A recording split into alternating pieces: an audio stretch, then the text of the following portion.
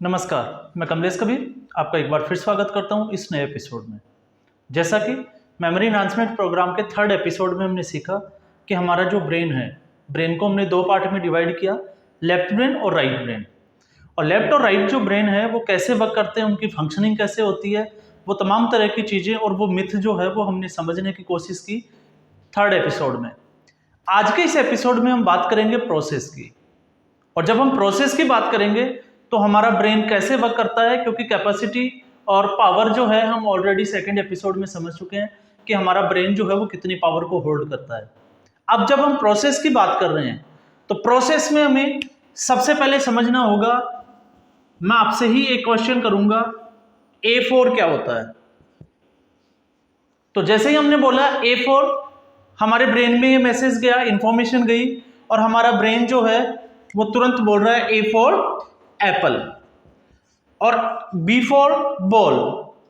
अब कभी आपने ये सोचने की कोशिश की कि A4 एप्पल ही क्यों आता है, A से एरोप्लेन क्यों नहीं आता, A से अशोका क्यों नहीं आता हमारे दिमाग में? तो इसके पीछे का रीजन ये है, उसको हम समझें तो आप ये देखो कि A4 एप्पल कब हमने पढ़ा, तो ये हमारा फर्स्ट क्लास का मैटर था, नर्सरी का। तो नर्सरी में हमने पढ़ा A4 एप्पल और वो हमें आज तक याद है। और नर्सरी में हम कैसे हुआ करते थे, हम खुद समझ सकते हैं, ना कपड़े पहनना आता था, ना बैठना आता था, ना लिखना आता था, मतलब हमें टेस्ट वगैरह देना, याद करना, हमें किसी चीज से कोई मतलब नहीं होता था। तब हमने पढ़ा A4 एप्पल। उसके बाद में आप अंदाजा लगाइए, मान लीजिए हम जो है वो 8th क्लास में आ गए। और 8th क्लास की अगर हम बात करें, अगर कोई हमसे ये पूछे, अगर हम 12th क्लास के स्टूडेंट है या ग्रेजुएशन के स्टूडेंट है, और कोई अगर हमें ये पूछ ले कि 8th क्लास में जो साइंस बुक थी उसमें कितने चैप्टर थे, एसएस में, सिविक्स में कितने थे, हिस्ट्री, पॉलिटिकल साइंस में कितने थे, तो शायद हम उसका आंसर नहीं दे पाएंगे। तो यहां से हमें एक लॉजिक मिल जाता है कि ऐसा क्यों होता है। तो अब आपको थोड़ा सा अंदाजा हुआ होगा, A4 एप्पल जब हमने छोटी क्लास में पढ़ा वो हमें आज तक याद है, लेकिन 8th क्लास में हमने क्या पढ़ा, 9th क्लास में हमने क्या पढ़ा, जैसे जैसे हम बड़े होते चले गए, टेस्ट वगैरह देना शुरू किया हमने, एग्जाम दिया और फिर उसके बाद में जो है हम भूलना स्टार्ट हो गए।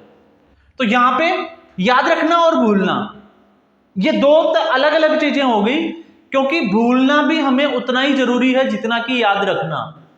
ऐसा मैं इसलिए कह रहा हूं क्योंकि मान लीजिए हमें कोई गलत वर्ड यूज करता है हमारे अगेंस्ट, या हमें कुछ जो है वो गाली देता है, अब्यूजिव वर्ड यूज करता है, और अगर हम उसको नहीं भूलेंगे, या किसी के जो फैमिली में है कोई एक एक्सीडेंट हो जाता है, एक ऐसा इंसिडेंट जिसको भूलना बहुत जरूरी हो जाता है समय के साथ में, तो अगर हम नहीं भूलेंगे तो फिर हम सर्वाइव नहीं कर सकते। तो यहां पे भूलना उतना ही जरूरी है जितना कि याद रखना। लेकिन प्रॉब्लम क्या है हमारी, प्रॉब्लम यह है कि हम उन चीजों को भूल जाते हैं जिन्हें हमें याद करने की जरूरत होती है, और उन चीजों को हम नहीं भूलते जिन्हें हमें भूलने की जरूरत होती है। तो यहां से अब हम इस प्रोसेस की बात करेंगे कि ये प्रोसेस वर्क कैसे करता है। तो जब हम प्रोसेस की बात करते हैं तो यहां पे अब हमें समझना पड़ेगा हमारे ब्रेन के न्यूरॉन्स को, और न्यूरॉन्स जिनको हम तंत्रिका कोशिकाएं भी कहते हैं। तो हमारे ब्रेन का जो न्यूरॉन है वो होता कैसे है, ये वर्क कैसे करता है, सबसे पहले हम उसी को समझते हैं। तो जब हम न्यूरॉन्स की बात करते हैं तो ये न्यूरॉन्स जो होते हैं वो लगभग जो है वो इस तरह की शेप रखते हैं।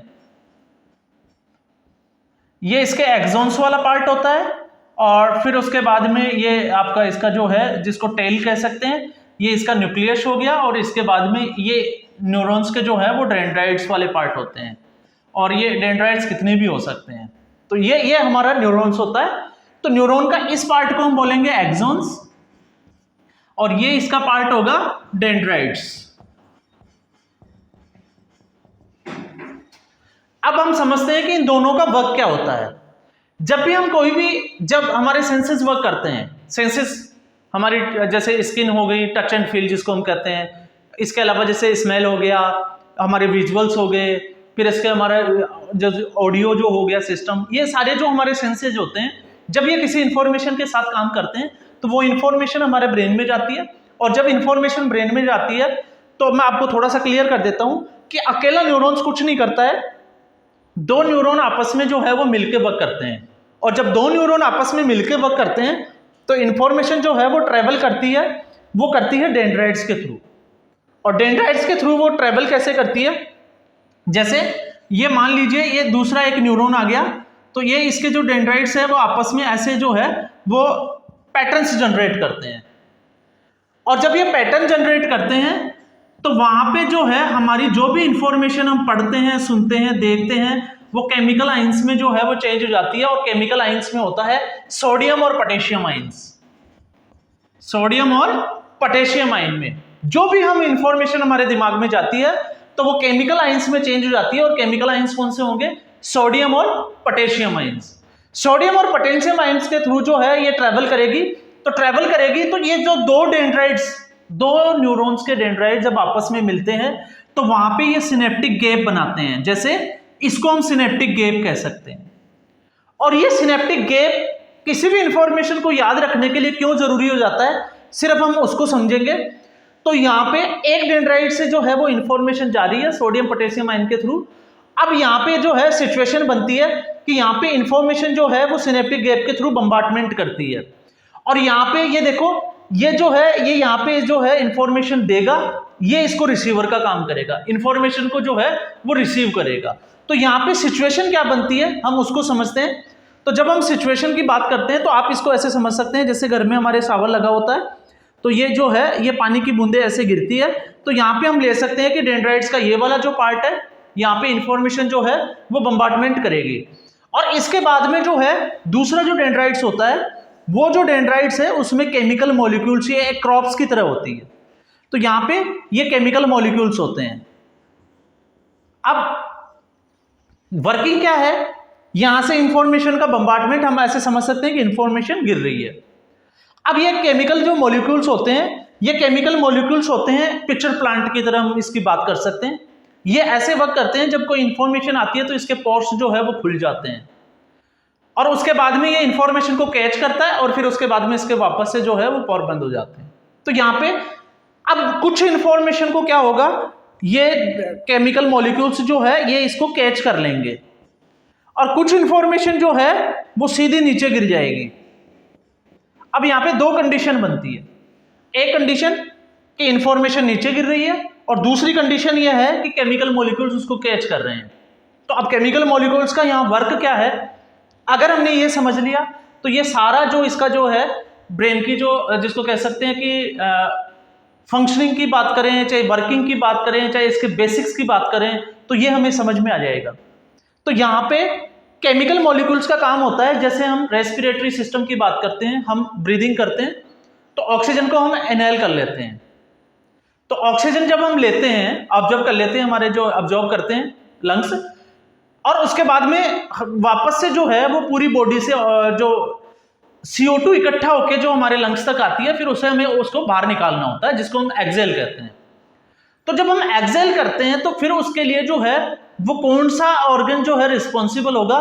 क्यों ऐसा मैं इसलिए कह रहा हूं क्योंकि हमारे जो लंग्स होते हैं वो ब्लैडर नहीं होते, वो स्पॉन्जी होते हैं। और स्पॉन्जी जैसे आपने देखा होगा गद्दे का या फोम का अगर हमारे घर पे टुकड़ा है, अगर हम उसमें पानी डालेंगे तो वो पानी को सोख लेगा, लेकिन अगर हमें उस पानी को वापस से बाहर निकालना है तो हमें क्या करना पड़ेगा, तो हमें उसको निचोड़ना पड़ेगा या उसको प्रेस करना पड़ेगा। तो फिर हमारा जो लंग्स है उसको प्रेस कौन करता है, तो यहां पे है डायफ्राम। तो डायफ्राम क्या करेगा, डायफ्राम जो है वो लंग्स को धक्का लगाएगा, पुश करेगा और उससे हम जो है वो ब्रीदिंग प्रॉपर कर पाते हैं। तो यहाँ पे केमिकल मॉलिक्यूल्स जो है ये भी वर्क करते हैं डायफ्राम की तरह। केमिकल मॉलिक्यूल्स जैसे मैंने पूछा A4, तो जिस केमिकल मॉलिक्यूल्स में ये इंफॉर्मेशन पड़ी है वो केमिकल मॉलिक्यूल्स उसको थ्रो आउट करेगा, उसको फेंक देगा और उसको हम रिकॉल कर पाते हैं। ये हमारा रिकॉलिंग सिस्टम होता है। लेकिन वो इंफॉर्मेशन जो नीचे गिर गई उसको कौन उठाएगा, तो ये पॉसिबल नहीं होता। इसलिए आपने देखा होगा जो भी हम क्रैमिंग करते हैं, अब मैं यहां पे बात कर रहा हूं, तो यहां की अगर हम बात करें तो हमारा जो ब्रेन होता है या मेमोरी का जो कॉन्सेप्ट होता है, मैं आइंस्टाइन को ही कोट करके उनकी एक थ्योरी की बात करूंगा। आइंस्टाइन का एक स्लोगन भी है और उनकी एक थ्योरी भी है। उनका कहना है your memory power is directly proportional to your visualisation power, कि हमारी जो मेमोरी है वो हमारी सीधी सीधी तौर पे जो है वो विजुअलाइजेशन पावर पे टिकी होती है। और ऐसा इसलिए क्योंकि A फॉर एप्पल जब हमने पढ़ा और वो हमें आज तक याद है छोटी क्लास में, ऐसा इसलिए पॉसिबल हुआ क्योंकि हमने APPLE नहीं पढ़ा था, हमें उस एप्पल का जो है वो डायग्राम दिखाया गया था कि ये लाल होता है, ये गोल होता है, खाने में मीठा होता है, और वो इंफॉर्मेशन कहीं ना कहीं केमिकल मॉलिक्यूल्स में जाकर स्टोर हो गई। ऐसे ही B for ball, C for cat. तो यहाँ पे टेक्स्ट के बजाय हमें क्या पढ़ाया गया था? विजुअल्स पढ़ाया था। और साइंस ये कहती है कि हमारी जो मेमोरी है वो फोटोग्राफिक मेमोरी होती है, मतलब विजुअल्स को हम जल्दी लर्न कर पाते हैं, कैच कर पाते हैं। लेकिन जैसे जैसे हम बड़ी क्लास में गए, जैसे हम 8th क्लास की बात कर रहे थे, तो 8th क्लास में हमें याद क्यों नहीं हुआ? क्योंकि 8th क्लास में जो है वो विजुअल्स हटते चले गए और टेक्स्ट बढ़ते चले गए। तो कंपैरेटिवली अगर हम कंपेयर करें दोनों को, तो टेक्स्ट को याद करना बहुत मुश्किल है, क्योंकि इससे हमारा ब्रेन जो है वो कंफ्यूजन की सिचुएशन में चला जाता है। तो यहाँ पे अब आपको यहाँ पे समझ में आ गया होगा, क्योंकि बड़ी क्लास में जब हम जाते हैं, क्रैमिंग करते हैं, तो इन्फॉर्मेशन नीचे गिर जाती है, और जब नीचे इन्फॉर्मेशन गिर जाती है तो अब यहाँ पे क्या होता है कि ऊपर की जो देखो जो नीचे वाला जो लेयर है उसके ऊपर फिर एक लेयर आ गई, फिर उसके ऊपर मेमोरी के जो स्लॉट्स में मेमोरी जो है इंफॉर्मेशन गिरती चली गई, तो नीचे वाली दबती चली गई। इसलिए समय के साथ जब हम पढ़ाई करते हैं, 2-3 दिन पुरानी जो चीजें होती है, 5-7 दिन पुरानी जो चीजें होती है, उनको हम भूलते चले जाते हैं।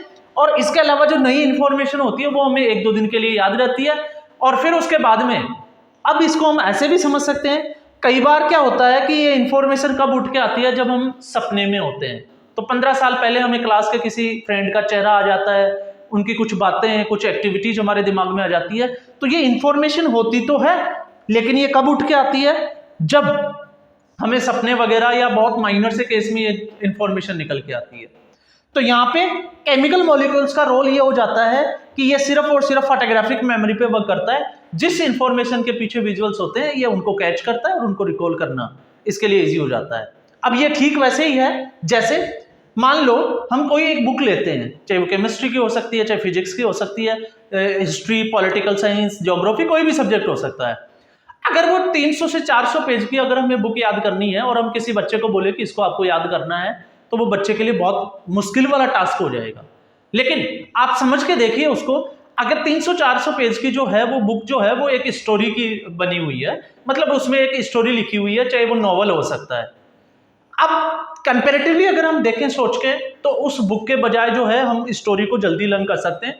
लेकिन अगर वो जो बुक है जिसमें स्टोरी लिखी हुई है, अगर हम उसकी मूवी बना दें और फिर बच्चे को बोले कि आपको मूवी जो है वो सिर्फ देखनी है, तो हमने देखा है उस सिचुएशन में जब हम सिनेमा हॉल में जाते हैं मूवी देखने के लिए, उसको हम याद करने के लिए नहीं जाते, लेकिन फिर भी हमें जो मूवी है वो कंप्लीटली एज इट इज याद रहती है। और इसके पीछे की साइंस क्या है? ये वाली साइंस जिसकी हम बात कर रहे थे। अब यहां पे जो है 1-2 चीजें मैं और ऐड ऑन करूंगा, तो हमें जो है वो वर्क करने की जरूरत होती है, हमारी फोटोग्राफिक मेमोरी को हम कैसे स्ट्रॉन्ग करें, ताकि वो जो पढ़ाई जो हम करते हैं स्टडी, उसको हम जो है वो विजुअल्स में कैसे कन्वर्ट करें, या उसको एज ए विजुअल्स जो है वो हम कैसे देखें। क्योंकि कई बार आपने देखा होगा जब हम एग्जाम हॉल में होते हैं और जब पेपर हमारे सामने होता है, तो कई बार हमें जो है वो टेक्स्ट याद नहीं आते, लेकिन हमें एग्जैक्ट ये पता होता है कि उस डायग्राम के नीचे ऐसा कुछ लिखा हुआ था, वो थोड़ा सा ब्लर करके हमें याद आता है, और वो इसीलिए याद आता है क्योंकि वो इंफॉर्मेशन नीचे गिरी होती है। तो ये डेंड्राइट्स, ये इसका पार्ट होता है। अब यहाँ पे एक क्वेश्चन को मैं एक आपको और चीजें क्लियर कर देता हूं। अब हम कहते हैं कि फिर यादाश्त जो है वो कमजोर क्यों होती है? तो यादाश्त जो है वो समय के साथ इसलिए कमजोर हो जाती है क्योंकि जैसे जब से हम जो है इक्विपमेंट, या इसको हम कह सकते हैं कि एक एक्सटर्नल मेमोरी की हेल्प ले रहे हैं, चाहे वो हार्ड डिस्क हो सकती है, पेन ड्राइव हो सकता है, इसके अलावा डायरी हो सकती है, हम सब चीजों को जो है वो नोट करके साइड में रख देते हैं। हम ब्रेन को जो है वो थोड़ा सा भी एक्टिव नहीं करते, उसको एक्सरसाइज नहीं करने देते। मोबाइल नंबर जो है हम मोबाइल में सीधे सेव कर देते हैं, और जब हम सेव कर देते हैं उसके बाद में वो हमारे दिमाग का पार्ट नहीं होता, क्योंकि हमने उस मेमोरी को जो है वो और कहीं स्टोर कर दिया। तो उस सिचुएशन में क्या होता है कि डेंड्राइट्स जो है वो कमजोर पड़ जाते हैं और ये सिनेप्टिक गैप बढ़ जाता है। और ये सिनेप्टिक गैप कैसे हो जाता है, अब हम बात करते हैं। ये धीरे धीरे जो है, ये कई बार एज के साथ में भी होता है, जब हम इनको प्रैक्टिस नहीं कराते, तो ये धीरे धीरे जो है ये डेंड्राइट्स खत्म हो जाते हैं, और ये न्यूरॉन्स जो है एक सूखे पेड़ की तरह हो जाते हैं। तो सूखे पेड़ की तरह का मतलब 2 पेड़ जो है वो खड़े तो हैं, लेकिन उनकी ब्रांचेज नहीं है। तो ब्रांचेज नहीं है तो इन्फॉर्मेशन को ट्रैवलिंग पाथ नहीं मिलता, और यही एक वजह है कि समय के साथ जो है वो इंसान की याददाश्त कमजोर होती चली जाती है। अगर हम इसको प्रैक्टिस करें, चाहे वो वैदिक मैथमेटिक्स का पार्ट हो, मेंटल कैलकुलेशन हो, या फिर हम किसी भी इंफॉर्मेशन को स्टोर करने के बजाय जो है वो उसको दिमाग में स्टोर करने की कोशिश करें, तो फिर ये जो डेंड्राइट्स है ये ब्रांचेज फैलती चली जाती है। ये ज्यादा सिनेप्टिक गैप्स पैटर्न जनरेट करती है और उस सिचुएशन में हमारी याददाश्त जो है वो स्ट्रांग हो जाती है। अब याददाश्त से हम यहाँ पे थोड़ा सा एक आगे और बढ़ते हैं। जब हम याददाश्त की बात करते हैं तो फिर टाइप्स ऑफ मेमोरी को थोड़ा सा समझना जरूरी हो जाता है कि मेमोरी कैसे काम करती है, ये पैटर्न्स कैसे काम करते हैं। आपने देखा होगा जब भी हम कोई मूवी देखते हैं, और ऐसा मैं इसलिए कह रहा हूं क्योंकि हमारी जो मेमोरी होती है वो मोटे तौर पे मैं आपको बताता हूं 5 तरह की मेमोरी को मैं यहां डिस्कस करूंगा, उसके बाद में भी होती है लेकिन 5 में से फर्स्ट जो है short term memory. Short term जो मेमोरी होती है उसका मतलब हो गया जैसे हम किसी के मोबाइल नंबर सुनते हैं, और जब हम किसी के मोबाइल नंबर सुनते हैं हम फीड करते हैं और विद इन 2 और 3 सेकेंड्स हम उसको भूल जाते हैं। तो यहां पे ये पार्ट होता है हमारा शॉर्ट टर्म मेमोरी का। और शॉर्ट टर्म मेमोरी के साथ में एक चीज मैं और ऐड करूंगा, शॉर्ट टर्म मेमोरी जो है वो उसके बाद में 1 दिन के लिए भी रह सकती है, 2 दिन के लिए भी रह सकती है। जो हम पढ़ाई करते हैं वो भी किसका पार्ट हो गया, शॉर्ट टर्म मेमोरी का। दूसरा है सेंसरी मेमोरी। सेंसरी मेमोरी को हम ऐसे समझ सकते हैं जब हम किसी भी चीज को, जैसे कोई नुकीली चीज पड़ी है, हमारी स्किन टच हुई और हमने उसको उठा लिया और फिर वो हमारे दिमाग से स्किप कर गई, ये सेंसरी मेमोरी का पार्ट होता है। कुछ क्षण के लिए ये हमारे साथ में होती है और फिर उसके बाद में हमारी जो मेमोरी होती है उससे आउट हो जाती है। एक होता है long term memory. Long term memory का मतलब है कि कोई भी इंफॉर्मेशन जिसको हमने पढ़ा और वो हमें हमेशा के लिए याद हो गई, ये लॉन्ग टर्म मेमोरी का पार्ट होती है। जैसे हमारे घर पे कोई फंक्शन होता है, हम कहीं घूमने जाते हैं, कुछ विजुअल्स हमारे दिमाग में सेट हो जाते हैं, तो ये किसका पार्ट हो जाता है, लॉन्ग टर्म मेमोरी का। इसके अलावा मोटे तौर पे जो है एक होता है प्रोसीजरल मेमोरी, मैं उसकी भी बात करूंगा जो प्रोसेस का पार्ट होती है, और एक होती है हमारी एपिसोडिक मेमोरी। इसको सिमेटिक मेमोरी और भी जो चीजें हैं और भी मेमोरीज होती है, तो उसमें मैं अभी जो है उसमें नहीं जाऊंगा। अभी हम इसको ही समझते हैं कि ये मेमोरी कैसे काम करती है। क्यों, ये इसलिए जो है जब हम इस न्यूरॉन्स की बात कर रहे थे डेंड्राइट्स वाली कि हमारी याददाश्त समय के साथ कमजोर हो जाती है, मैं उसी का बात कर रहा हूं कि जब मेमोरी को लेके हमारी चीजों में जो है वो मिथ हमें गलत तरीके से कैसे समझाया जाता है। आपने देखा होगा कई बार हम मूवी देखते हैं या कोई सीरियल देखते हैं तो उसमें जो लीड रोल में, चाहे वो हीरो हो सकता है चाहे एक्ट्रेस हो सकती है, हीरो का एक्सीडेंट होता है या वो कहीं गिर जाता है और हीरो का एक्सीडेंट होने के बाद में जो है उसको हॉस्पिटलाइज, वो बेहोश होता है तो उसको हॉस्पिटलाइज करवा दिया जाता है। और ये सीन अक्सर हम देखते हैं, आप रिकॉल करके देखिएगा। अब वो हॉस्पिटल में एडमिट है, हॉस्पिटल में एडमिट होने के बाद में जो है डॉक्टर उसका ट्रीटमेंट पे रखते हैं, वेंटिलेटर पे रखते हैं, और जब ये सीन चल रहा होता है तो उसके थोड़ी सी देर के बाद में जो है स्क्रीन के ऊपर एक लाइन लिखी हुई आती है, after 15 days, 3 months later, 6 year later. ये आपने देखा होगा, 6 महीने बाद। और जब ये लाइन लिखी हुई आती है तो पर्टिकुलर जो हीरो है या जो एक्ट्रेस है उसकी आंखें जो है पलके झपकना शुरू हो जाती है, और जैसे ही वो पलके झपकती है जो भी अटेंडर होता है, चाहे वो मेल नर्स हो सकता है चाहे फीमेल नर्स हो सकती है, वो जोर जोर से चलाते हैं डॉक्टर डॉक्टर डॉक्टर, दौड़ के आते हैं, डॉक्टर दौड़ के आते हैं, तब तक वो जो है अपनी आंखें खोल लेता है और डॉक्टर और पेरेंट्स दोनों वहां पे जो है वो खुश हो जाते हैं। खुश इसलिए हो जाते हैं क्योंकि अब उसको होश आ रहा है।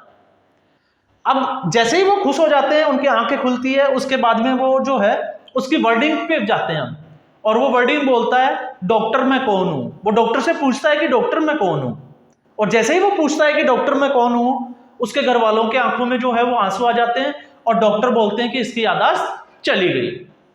फिर उसके बाद में उसकी याददाश्त चली गई।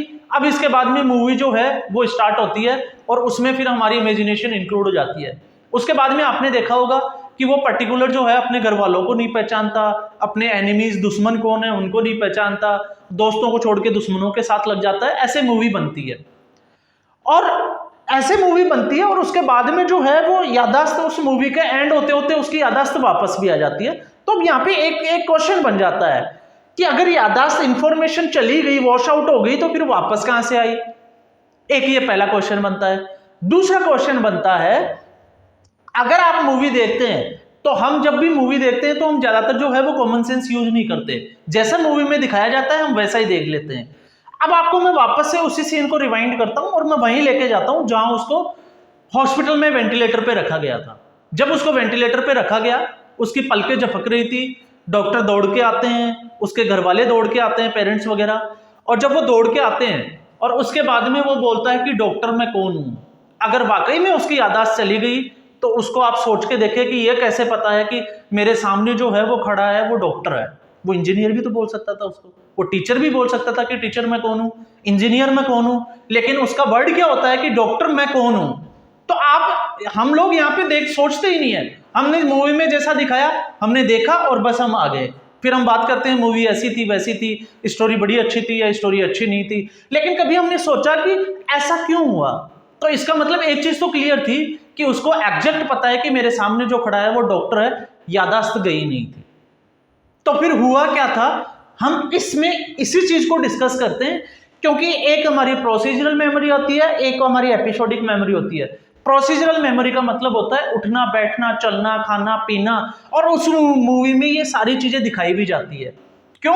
जब ये मूवी आगे बढ़ती है, अब मैं उस सीन से भी डॉक्टर वाले सीन से थोड़ा सा आगे चलता हूं, उसके बाद में हमने देखा है कि वो जो हीरो है वो न्यूज़पेपर पढ़ रहा है। तो आप एक चीज देखिए कि जब उसने पढ़ाई की, लैंग्वेज उसने स्कूल में जाके सीखा, तो लैंग्वेज वॉश आउट क्यों नहीं हुई?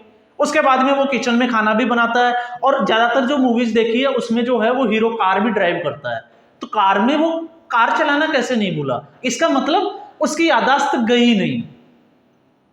तो याददाश्त जब गई नहीं तो फिर हुआ क्या? तो अब हम इसको ऐसे समझ सकते हैं, प्रोसीजरल और एपिसोडिक। एपिसोडिक मेमोरी का मतलब वास्तविक विजुअल्स, जो हमारी आंखों के सामने घटनाएं जो है वो आंखों के सामने घटी हो। तो हुआ क्या, जैसे मान लीजिए मैं नीचे गिरता हूं या मेरे सिर पे चोट लगती है, तो चोट लगने की वजह से हो सकता है उसमें जो है एपिसोडिक मेमोरी का जो जहां पे एपिसोड जो है वो स्टोर हो, और जो जो जो न्यूरॉन्स थे, जो सिनेप्टिक गैप, जो पैटर्न्स जनरेट हो रखे थे चोट की वजह से, वो उनमें डिस्टेंस बढ़ जाती है। तो यहाँ पे गैप जो है वो बढ़ जाता है, और जब गैप बढ़ जाता है तो जब हम उस इंफॉर्मेशन को रिकॉल करने की कोशिश करते हैं तो वो इंफॉर्मेशन उठ के ऊपर आती नहीं है। तो ये ठीक वैसी सिचुएशन हो जाती है जैसे हमारे घर पे जो इलेक्ट्रिक का जो सर्किट होता है, जो वायर जो हमें जाल लगा रखा होता है, तो इलेक्ट्रिक जो वायर होता है, एक तरफ जो है वो फैन है और एक तरफ स्विच है, लेकिन बीच में से जो है वो चूहे ने वायर को काट दिया। तो जब हम स्विच ऑन करेंगे तो पंखा चलेगा? नहीं चलेगा। तो पंखा नहीं चलेगा तो इसका मतलब पंखा खराब नहीं हुआ। तो फिर खराब क्या हुआ? खराब यह हुआ कि जो वायर का जो कनेक्शन था वो बीच में से कहीं से कट गया। अगर हम उसको वापस से सही करेंगे तो वो वापस से क्या हो जाएगा? इलेक्ट्रिसिटी को जाने पास करेगा और फैन चलने लग जाएगा। तो ठीक ऐसे ही आपने देखा होगा उस मूवी में, या रियल लाइफ में भी अगर हम बात करें, तो ऐसी सिचुएशन में जो पेशेंट होता है उसको इलेक्ट्रिक शॉक लगाया जाता है। ब्रेन से रिलेटेड कोई भी प्रॉब्लम होती है, क्यों? क्योंकि हमारी जो इंफॉर्मेशन होती है वो केमिकल आयंस के थ्रू जो है वो ट्रांसफर होती है, ट्रेवल करती है, और साथ में इलेक्ट्रिक इंपल्स भी बनते हैं उसमें।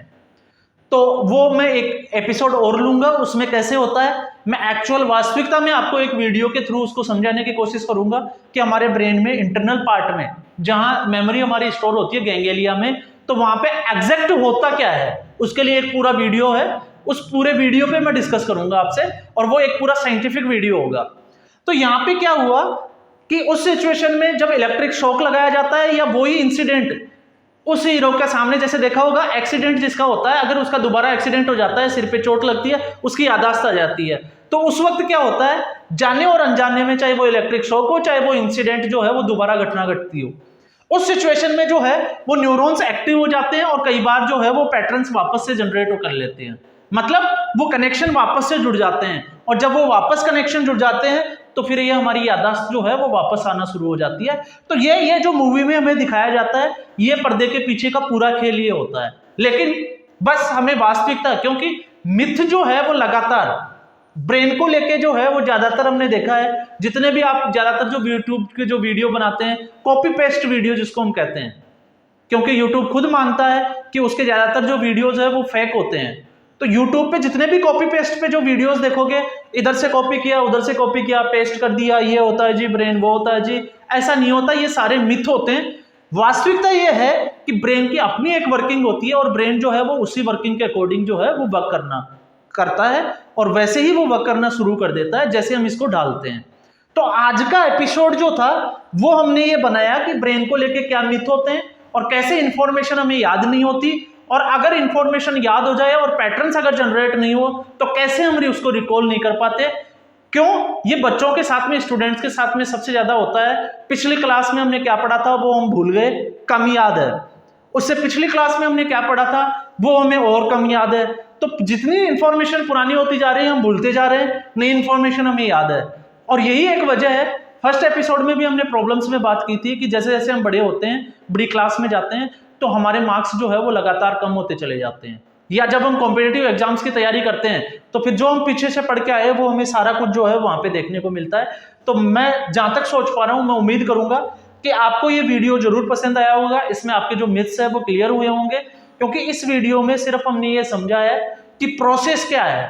और प्रोसेस में भी अगर हम बात करें तो इसका एक एपिसोड और बनेगा, वो उस अगले एपिसोड में मैं आपको एक वीडियो के थ्रू जो है आई डिस्कवर आई का एक वीडियो है, पूरा एक रिसर्च है, उसको मैं आपके साथ डिस्कस करूंगा और उसमें समझेंगे कि वास्तविकता में ये होता क्या है। तो आज के एपिसोड में बस इतना ही, फिर एक नए एपिसोड के साथ मैं हाजिर होऊंगा। तब तक के लिए हैप्पी लर्निंग, बाय।